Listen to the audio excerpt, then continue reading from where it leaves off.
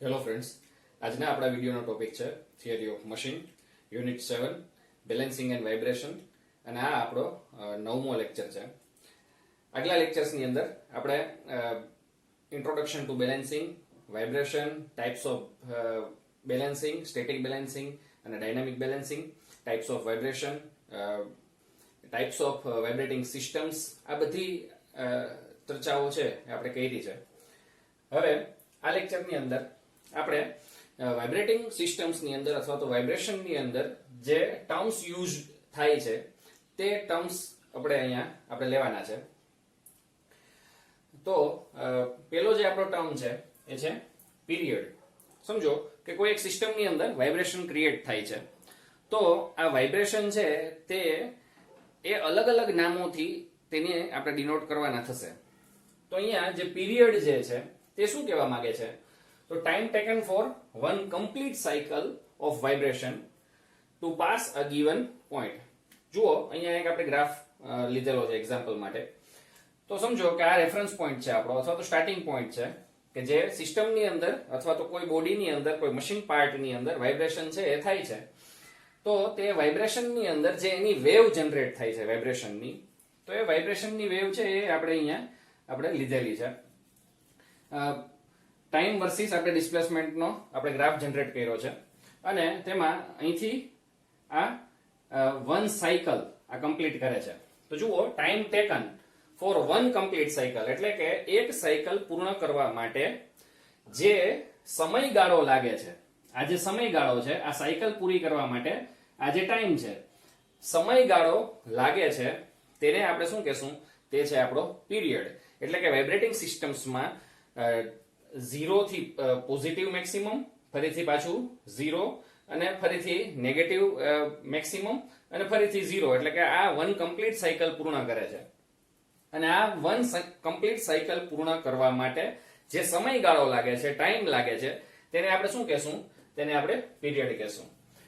આપણે બીજી જે ડેફિનેશન છે, બીજું ટર્મ છે એ છે આપણું periodic motion. A motion that repeats in equal interval of time. In vibratory, it is a vibratory motion are often periodic. એટલે કે જે સાયકલ છે અથવા તો વાઇબ્રેટિંગ મોશન છે એ ઇક્વલ ઇન્ટરવલ ઓફ ટાઈમ, જુઓ અહીંયા આ એક ઇન્ટરવલ ઓફ ટાઈમ થયો, આ બીજો ઇન્ટરવલ ઓફ ટાઈમ થયો. એ જ રીતના આપણે જે ટાઈમ છે એ ફિક્સ કરીએ છીએ અને એટલા જ ઇન્ટરવલમાં કોઈ મોશન છે એ રિપીટ થતું હોય, વારંવાર એ જ મોશન છે રિપીટ થતું હોય, તો તેને આપણે શું કહેશું? તેવા મોશનને આપણે પીરિયોડિક મોશન કહેશું. અને vibratory motions R often periodic. એટલે કે જ્યારે કોઈ પણ સિસ્ટમમાં વાઇબ્રેશન થાય છે ત્યારે તે મોશન છે એ હંમેશા પીરિયોડિક જ હોય છે. ત્રીજી આપણી જે ડેફિનેશન છે એ છે આપણી cycle.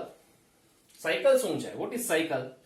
One complete motion in unit time. એટલે કે એકમ સમયમાં જ્યારે સિસ્ટમ છે એ એક સાયકલ પૂરી કરે છે.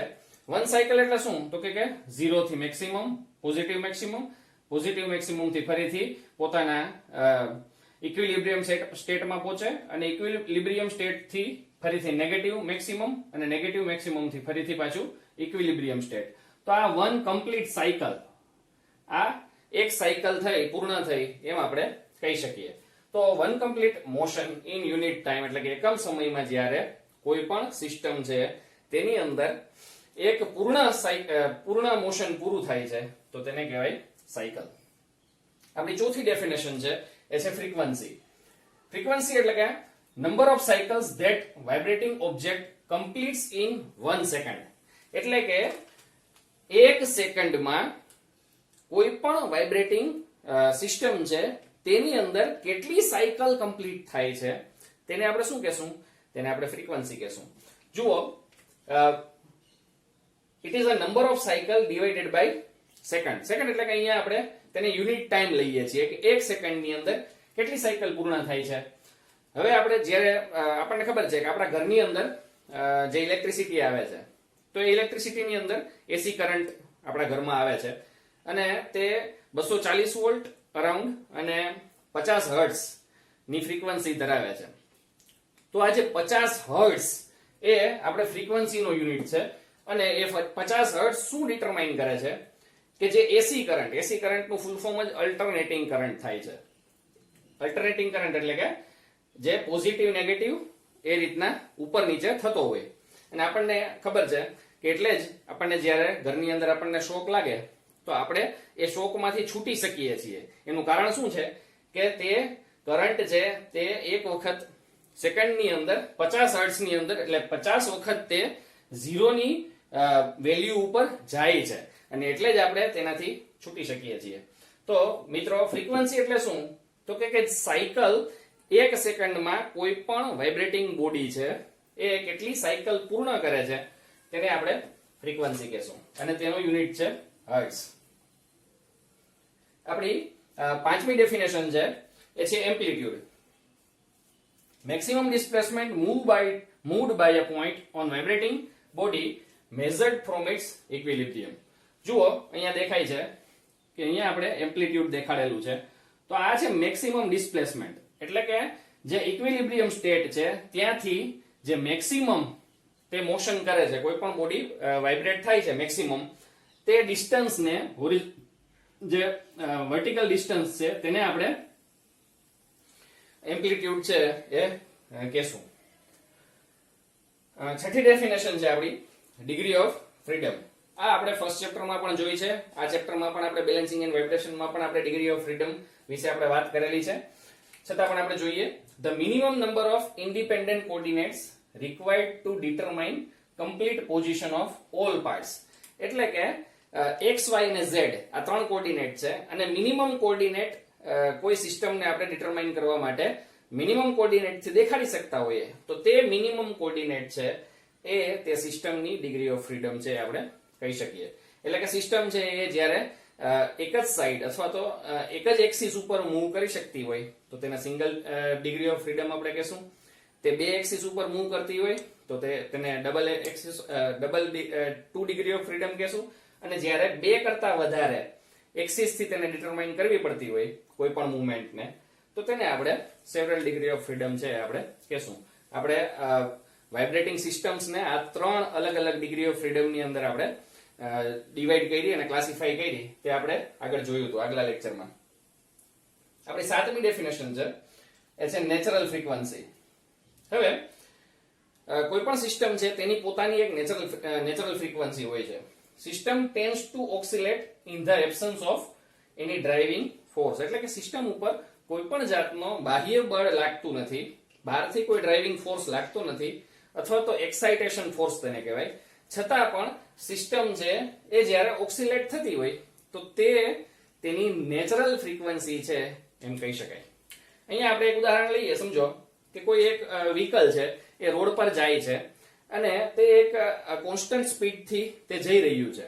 તો કોન્સ્ટન્ટ સ્પીડમાં જાય છે ત્યારે તેને કોઈ બાહ્ય ફોર્સ લાગતો નથી અને છતાં પણ જ્યારે આ વ્હીકલ છે એના જે જમ્પ્સ છે અથવા તો સ્પ્રિંગ્સ છે, લિફ સ્પ્રિંગ્સ છે તે જ્યારે વાઇબ્રેટ થતી હોય છે તો તે એની નેચરલ ફ્રીક્વન્સી છે અને તેનાથી તે વાઇબ્રેટ થતી હોય. આપણી આઠમી ડેફિનેશન છે એ છે resonance. Frequency of oscillation matches to the systems natural frequency. એટલે કે જ્યારે કોઈ પણ સિસ્ટમની ફ્રીક્વન્સી છે એ તેની નેચરલ ફ્રીક્વન્સી સાથે મેચ થાય છે. ક્યારે? કે જ્યારે તેને બાહ્ય બળ લગાડવામાં આવે ત્યારે. સમજો કે હવે હમણાં જે આપણે એક્ઝામ્પલ લીધું કે વ્હીકલ કોઈ જાય છે તો વ્હીકલ છે એ પોતાની નેચરલ એક કોન્સ્ટન્ટ સ્પીડથી જાય છે અને સમજો કે અચાનક જ તેમાં બ્રેક લગાવવામાં આવે અથવા તો રોડ પર છે એ બમ્પ આવે, ખાડો આવે તો વ્હીકલમાં જે ઝર્ક લાગશે એ ઝર્કને લીધે જે જમ્પની અંદર વાઇબ્રેશન ક્રિએટ થશે, બોડીમાં વાઇબ્રેશન ક્રિએટ થશે તો આ વાઇબ્રેશન જ્યારે તેની નેચરલ ફ્રીક્વન્સી થી મેચ થશે તો ત્યારે શું થશે? તો સમજો કે સિસ્ટમની અંદર તેની નેચરલ ફ્રીક્વન્સી છે અને ઝર્કને લીધે ઉત્પન્ન થતું એક ફ્રીક્વન્સી હશે. બરાબર? હવે જ્યારે એટલો બધો ફોર્સ લાગે કે તેની ફ્રીક્વન્સી નેચરલ ફ્રીક્વન્સી સાથે મેચ થઈ જાય, નેચરલ ફ્રીક્વન્સી સાથે જ્યારે તે મેચ થાય તો શું થાય? તો એમ્પ્લિટ્યુડ છે એ મેક્સિમમ થઈ જાય. આ રીતના મેક્સિમમ એમ્પ્લિટ્યુડ થાય અને મેક્સિમમ એમ્પ્લિટ્યુડ થવાને લીધે ડિફ્લેક્શન છે એ પણ મેક્સિમમ હશે અને મેક્સિમમ ડિફ્લેક્શન થવાને કારણે સિસ્ટમ છે એ ફેલ પણ થઈ શકે. તો રેઝોનન્ટ ફ્રીક્વન્સી એવી ફ્રીક્વન્સી છે કે ત્યાં સિસ્ટમ છે એ ફેલ થઈ શકે છે. આપણી છેલ્લી ડેફિનેશન છે એ છે ક્રિટિકલ સ્પીડ. આ શબ્દ છે ક્રિટિકલ સ્પીડ એ વધારે પડતા શાફ્ટની અંદર જે ચક્રીય ગતિ કરે છે, ગોળ જે ફરે છે તેની અંદર આપણે એને યુઝ કરીએ છીએ.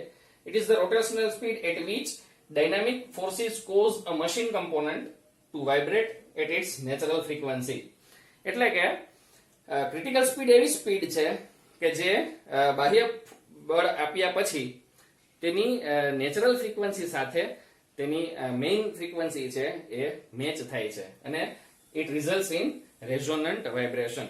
એટલે કે ત્યાં જઈ અને શાફ્ટ છે, જે મશીનનો શાફ્ટ છે તે એટલો બધો ડિફ્લેક્ટ થવાનું ચાલુ કરે કે તેને આપણે શાફ્ટની વર્લિંગ સ્પીડ પણ આપણે કહી શકીએ, અથવા તો તે સ્પીડ પર શાફ્ટ છે એ બેન્ડ થવાનો ચાલુ કરે અને તેને આપણે વર્લિંગ ઓફ શાફ્ટ પણ કહીએ છીએ.